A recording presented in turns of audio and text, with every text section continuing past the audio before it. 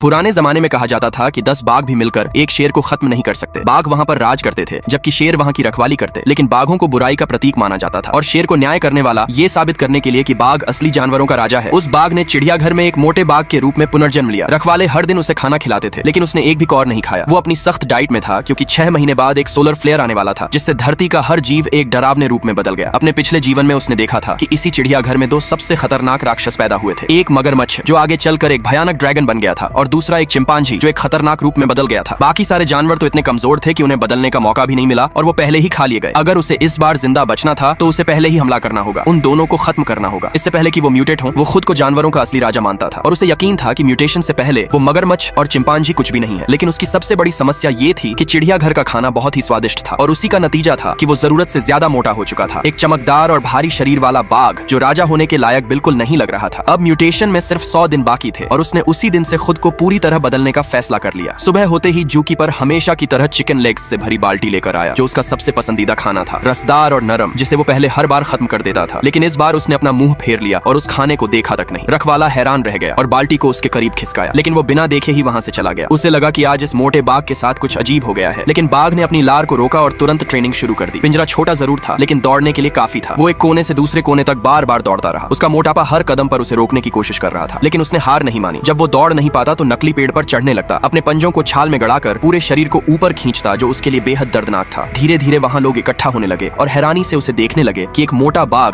अचानक इतनी मेहनत क्यों कर रहा है। लेकिन उसे किसी की परवाह नहीं थी। आराम के वक्त वो बाढ़ के पार अपने दोनों निशानों को घूरता रहता। पहला निशाना था रेप्टाइल हाउस का खारे पानी का मगरमच्छ जो लगभग 16 फीट लंबा था और दिन भर आराम से धूप सेंकता रहता था। पिछले जीवन में वही मगरमच्छ एक खतरनाक ड्रैगन बना था जिसकी खाल लोहे जैसी सख्त थी और एक ही वार में कई म्यूटेटेड जानवरों को खत्म कर सकता था। दूसरा निशाना था प्राइमेट सेक्शन का चिंपांजी जो देखने में भले ही मासूम लगता था लेकिन म्यूटेशन के बाद वही एक खतरनाक रूप बन जाता था जिसके पास जबरदस्त ताकत और तेज दिमाग था और जिसने पहले पूरे पक्षी सेक्शन को खत्म कर दिया था। इन दोनों को म्यूटेशन से पहले खत्म करना बेहद जरूरी था। उसने मन ही मन गिनती शुरू कर दी और हर दिन खुद को और मजबूत बनाने लगा। अगले 20 दिनों तक उसने अपनी लिमिट तक मेहनत की। सुबह से पहले उठकर दौड़ लगाना और बार बार स्प्रिंट करना उसकी आदत बन गया। पेड़ पर चढ़ना पहले से आसान हो चुका था और उसकी ताकत धीरे धीरे वापस आ रही थी। उसने खाना भी बहुत कम कर दिया था और सिर्फ जरूरत भर का दुबला मांस ही खाता था। चिकन लेग्स को उसने पूरी तरह नजरअंदाज कर दिया था। रखवाले को लगा कि वो बीमार है इसलिए डॉक्टर को बुलाया गया लेकिन जांच के बाद पता चला कि वो बिल्कुल स्वस्थ है। इस दौरान उसका वजन तेजी से कम होने लगा और उसका शरीर पहले जैसा मजबूत और फुर्तीला बनता जा रहा था। उसका पेट गायब हो चुका था और उसकी मांसपेशियां साफ नजर आने लगी थी। अब वो पहले से कहीं ज्यादा तेज और खतरनाक हो चुका था।